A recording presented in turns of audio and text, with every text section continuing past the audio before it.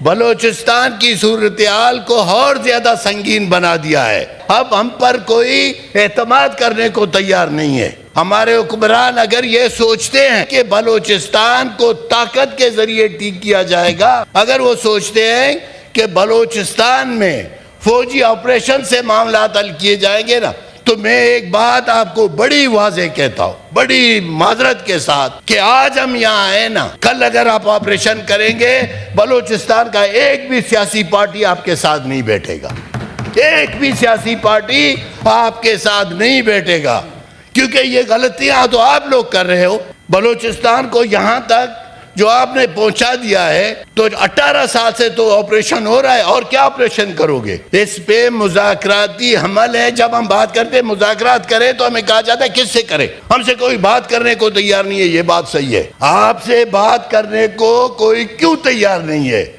اس لیے تیار نہیں ہے کہ آپ پر اعتماد اٹھ چکا ہے نا۔ آپ اعتماد بحال کریں، آپ کریڈیبل لوگوں کی کمیٹی بنائیں، آپ با اختیار پارلیمنٹیرینز کی کمیٹی بنائیں۔ بنے ہیں کمیٹیاں، بنی ہیں، انہوں نے رپورٹ دی، آپ جیسے لوگوں نے کمیٹیاں بنائی ہیں اور ان کی رپورٹیں بھی بنائی ہیں، لیکن پھر ان رپورٹوں کو ردی کی ٹوکری میں ڈال دیا گیا۔ یہ تجربات ہے نا، جب آپ کے تجربات بار بار غلط ہوں تو لوگ آپ پر اعتماد نہیں کریں گے۔ مہربانی سر، آپ کی بڑی مہربانی۔ دیکھیں، بلوچستان گزشتہ کئی سالوں سے اس حوالے سے جو واقعات ہوئے ہیں 25 اور 26 کے درمیان، میڈیا پہ، انٹرنیشنل میڈیا پہ، سوشل میڈیا پہ نظر آ جاتا ہے۔ موسیٰ خیل میں جو واقعات ہوئے، میں سمجھتا ہوں کہ ان واقعات نے بلوچستان کا جو جمہوری سیاسی چہرہ تھا اور جو انسانیت پسندی، امن دوستی کا جو چہرہ تھا، اس کو مسخ کر دیا۔ چونکہ اس طرح کے واقعات قابل مذمت ہوتے ہیں اور کسی طور پر بھی قابل قبول نہیں ہوتے، تو ایسے واقعات سے بڑے منفی اثرات پڑتے ہیں، اور یہ منفی اثرات ظاہر ہے تمام ملک میں جہاں جہاں دوسرے قومیں متاثر ہوتی ہیں، وہاں اس کا نیگیٹو میسج جانا شروع ہو جاتا ہے۔ اور ہمیں افسوس ہوتا ہے کہ ہماری میڈیا، ہماری سوشل میڈیا میں لوگ اور ہمارے بڑے بڑے دانشور لوگ، سیاسی پارٹیوں کے لوگ بھی اسی طرح ان معاملات کو دیکھتے ہیں۔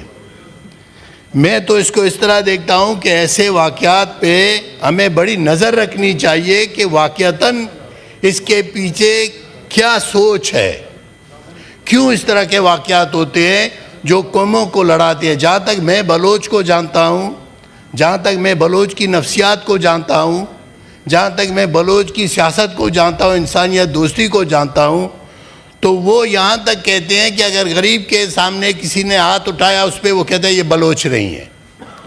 خواتین پہ نظر غلط لگائی تو کہتے ہیں یہ بلوچ نہیں ہے۔ کسی کی عزت نہیں کی، کہتے ہیں بلوچ نہیں ہے۔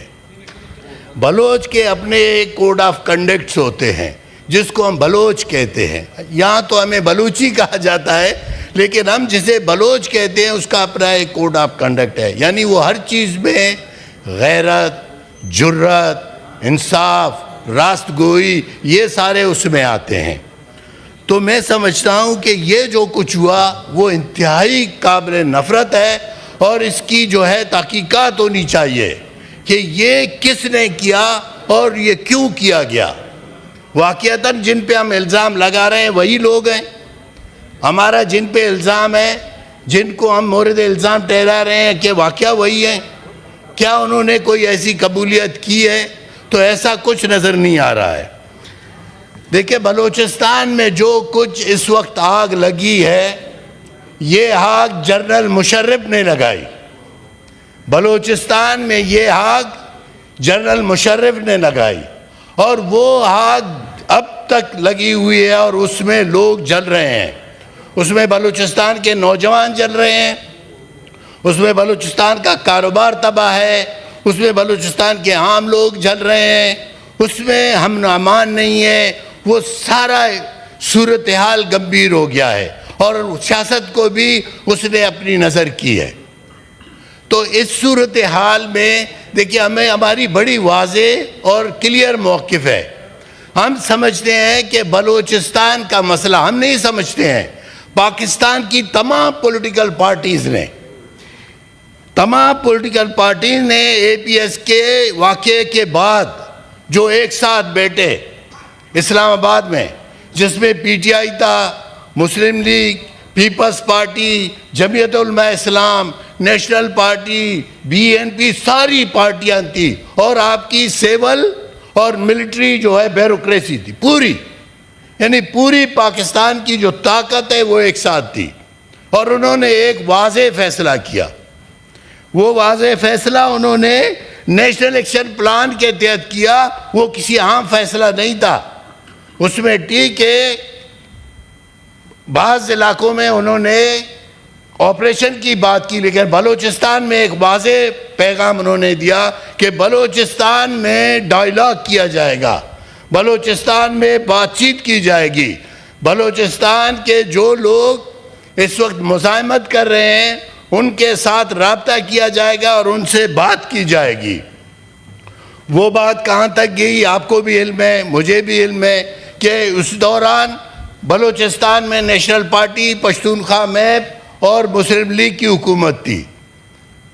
یہ بات آگے بڑھائی گئی، لیکن پھر اچانک اس بات کو جس طرح جیسے ہی ڈاکٹر مالک کی حکومت ختم ہوئی تو یہ بات وہیں پہ رک گئی۔ اس کے بعد جو کچھ ہوا، اس کے بعد ایک نئی پالیسی آئی، پھر وہی پرانی پالیسی آئی، بات چیت کا راستہ روکا گیا، اور نہ صرف بات چیت کا راستہ روکا گیا، بلوچستان میں جو پولیٹیکل انجینئرنگ کی گئی اس نے ان معاملات کو اور پیچیدہ بنا دیا۔ اب تو صورتحال اتنی گمبھیر ہو گئی ہے کہ کوئی بات کرنے کو تیار نہیں ہے، کوئی ہم جو جمہوریت کی بات کرتے ہیں نا، ہم جو جمہوری سیاست کی بات کرتے ہیں، کوئی ہم پر اعتماد کرنے کو تیار نہیں ہے، کوئی ہمارے اداروں کو، ہمارے انتخابی عمل پہ بلوچستان کے نوجوان، بلوچستان کے لوگ اس پہ باور کرنے کو تیار نہیں ہیں۔ وہ سوچتے ہیں کہ آپ لوگ اتنی نعرہ بازی کرتے ہو، الیکشن ہو جاتا ہے، اس کا نتیجہ کچھ اور ہو جاتا ہے۔ الیکشن میں ٹھپے مارے جاتے ہیں، ووٹ دوسروں کو پڑتے ہیں، کامیاب دوسرے ہوتے ہیں، اور واقعتاً یہ ہوا ہے۔ 2018 اور 2024 کے انتخابات نے بلوچستان کی صورتحال کو اور زیادہ سنگین بنا دیا ہے، اور زیادہ سنگین بنا دیا ہے۔ اب ہم پر کوئی اعتماد کرنے کو تیار نہیں ہے۔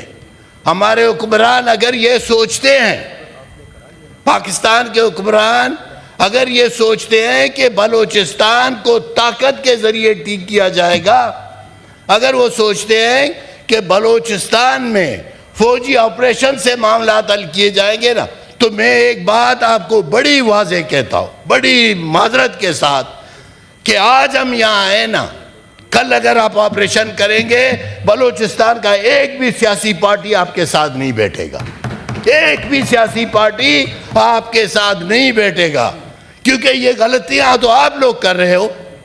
بلوچستان کو یہاں تک جو آپ نے پہنچا دیا ہے، تو 18 سال سے تو آپریشن ہو رہا ہے، اور کیا آپریشن کرو گے؟ تو میں سمجھتا ہوں کہ اس پہ بات کو آگے بڑھانے کی ضرورت ہے، اس پہ مذاکراتی عمل ہے۔ جب ہم بات کرتے ہیں مذاکرات کریں تو ہمیں کہا جاتا ہے کس سے کریں، ہم سے کوئی بات کرنے کو تیار نہیں ہے۔ یہ بات صحیح ہے، آپ سے بات کرنے کو کوئی کیوں تیار نہیں ہے؟ اس لیے تیار نہیں ہے کہ آپ پر اعتماد اٹھ چکا ہے نا، آپ اعتماد بحال کریں، آپ کریڈیبل لوگوں کی کمیٹی بنائیں، آپ با اختیار